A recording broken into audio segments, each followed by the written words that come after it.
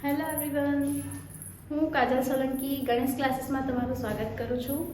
તો વિદ્યાર્થી મિત્રો, આજે આપણે ચેપ્ટર નંબર 7 કચ્છ એન્ડ દેવ્યાનીની શોર્ટનો જોવા જઈ રહ્યા છે.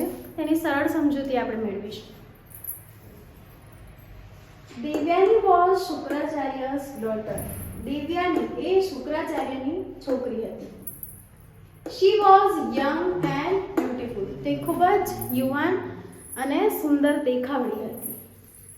Shukracharya had the mantra to bring that people back to life. Shukracharya પાસે મંત્ર હતો જેના કારણે જે મૃત્યુ થયેલા વ્યક્તિઓ હતા એને ફરીથી જીવિત કરી શકતા હતા. એવો મંત્ર શુક્રાચાર્ય જાણતા હતા. Kutch, the son of Brihaspati, came to learn the mantra. તો બૃહસ્પતિનો છોકરો જે કચ્છ હોય છે તે આ મંત્ર શીખવા માટે શુક્રાચાર્ય પાસે આવે છે. Devyani fail in love with Kutch. Devyani આપણે ઉપર જોયું જે શુક્રાચાર્યની છોકરી હોય છે તે આ કચ્છ સાથે પ્રેમમાં પડી જાય છે.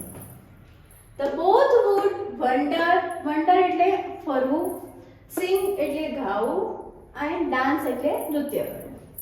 The both would wander, sing and dance together in jungle. તે બંને જણા કોણ બંને? દેવ્યાની અને કચ્છ અહીંયા ત્યાં જંગલોમાં ફરતા, ગીતો ગાતા અને નૃત્યો કરતા હતા. Whenever asurs killed Kachch, Devyani saved him with the help of her father.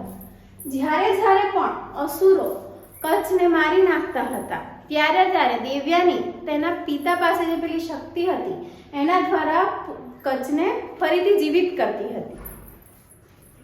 Devyani wanted to marry Kachch but he denied her. Denied એટલે કે ના કહેવું. Devyani wanted to marry, દેવ્યાનીને Kutch સાથે લગ્ન કરવા હોય છે પણ કચ્છ તેના માટે ના કહી દે છે. Devyani was so sad because Kachch loved her as a sister. આના કારણે દેવ્યાની ખૂબ જ દુખી થાય છે કારણ કે કચ્છ તેને એક બહેનની રીતે જ પ્રેમ કરતો હતો. She accused એટલે કે શ્રાપ આપવો. She accused him that he would not be able to practice what he had learned. Devyani ગુસ્સામાં શ્રાપ આપી દે છે કે જે પણ વિદ્યા જે તેના પિતા પાસેથી શીખ્યો છે તે જ્યારે યુઝ કરવાની થશે, વાપરવાની થશે ત્યારે તેને યાદ રહેશે નહીં. દેવ્યાની રિક્વેસ્ટ મચ બટ કચ્છ હેડ ટુ લીવ. રિક્વેસ્ટ એટલે આજીજી કરવી. દેવ્યાની વારંવાર રિક્વેસ્ટ કરવા છતાં, આજીજી કરવા છતાં કચ્છ તેના ઘરે જતો રહે છે. તો વિદ્યાર્થી મિત્રો, સરળ ભાષામાં આપણે શોર્ટ નોટ સમજી ગયા છે. તમને સરળ રીતે સમજણ પડી હોય તો લાઈક, શેર અને કમેન્ટ કરજો. Thank you.